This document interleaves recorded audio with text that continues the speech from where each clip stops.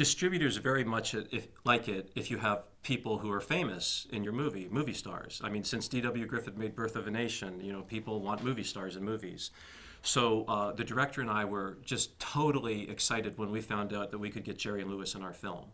We were shocked when the head of foreign sales told us that he was a negative box office element. And we're looking at Martin Scorsese doing King of Comedy, and everybody knows that he's big in France, and we're thinking you'll have a big sale in France, and we're making our lame argument, and you got to go with sales when you got to go with sales, and in this time we had to go with sales. So we cast that part down and cast the vampire part up and went for Grace Jones, who at the time had only 2 feature credits, A View to a Kill and Conan.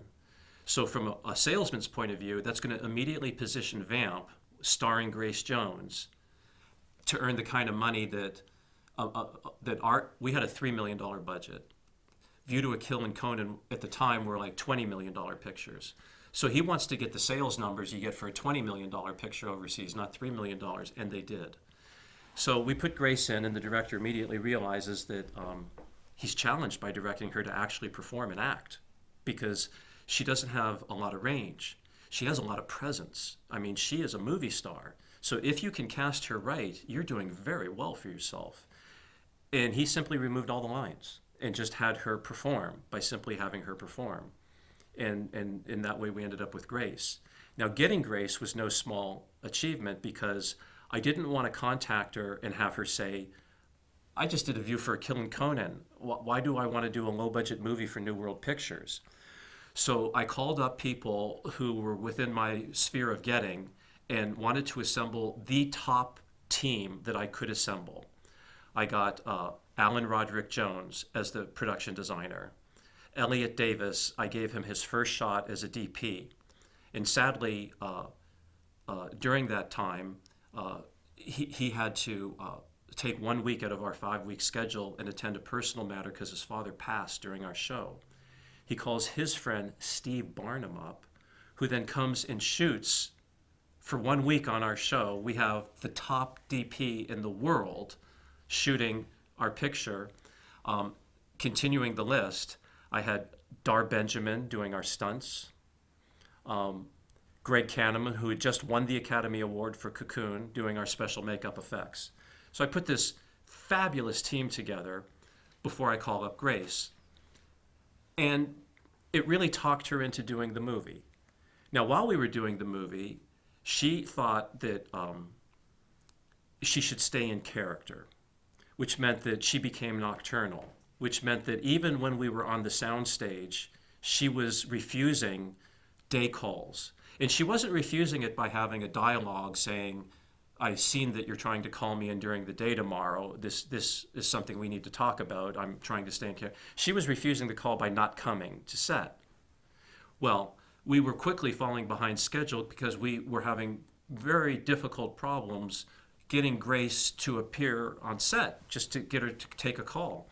So I hired a production assistant with a beeper who was her 24-hour person, who loved the opportunity to do this. We negotiated a sum of money for her to be working with Grace, kind of like the way a nanny works with a family. That was the approach that we took with this. And she didn't have any duties and responsibilities other than to be with Grace. And that way we always could find Grace. And it was important to be able to find Grace because during pre-production, she went to Paris without telling us so that she could do a fashion show with Issei Miyake. Now, in recompense for that, he made, by hand, Issei Miyake, made triples that we could use for the finale where she's killed, and the blood and everything. And those are all handmade by Issei Miyake. So, I mean, he was a great guy about it, but imagine me thinking, why is Greg Canham calling me saying Grace didn't show up for makeup today? And then finding out that she's in Paris. And when she calls, she said, naturally, I knew you wouldn't mind. Grace, this is me, I mind. So you know, we're working with Grace, and we're about the 4th weekend, and we've changed the whole company so that even though we're on a soundstage, and even though we're working inside, we take a call around 5 o'clock at night, and we're playing ball with her as best we can, but she still hasn't shown up. I mean, she's not there.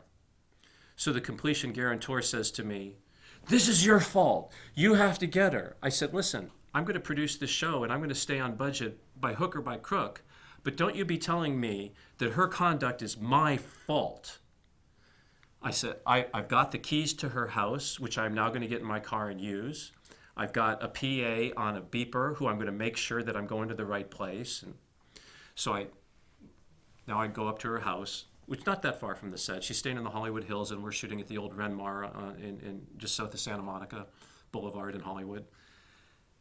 And I knock on the door, and the Asian chap that would be her personal chef opens the door, and he's making her dinner. And come on in. You want to have some dinner? You want to.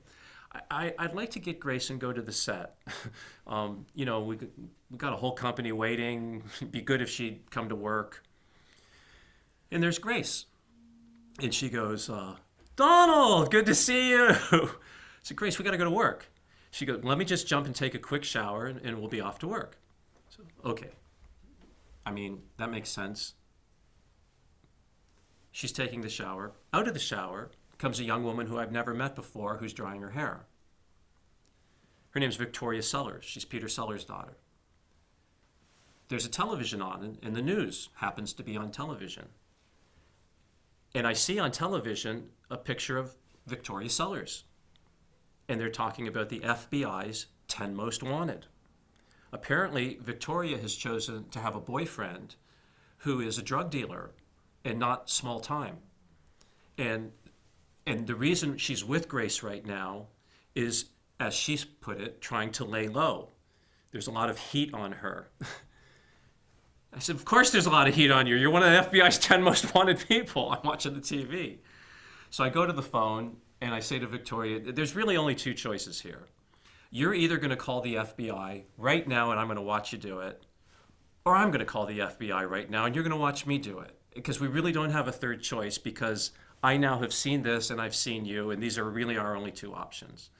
So Grace gets to the set about an hour later than we all hoped that day.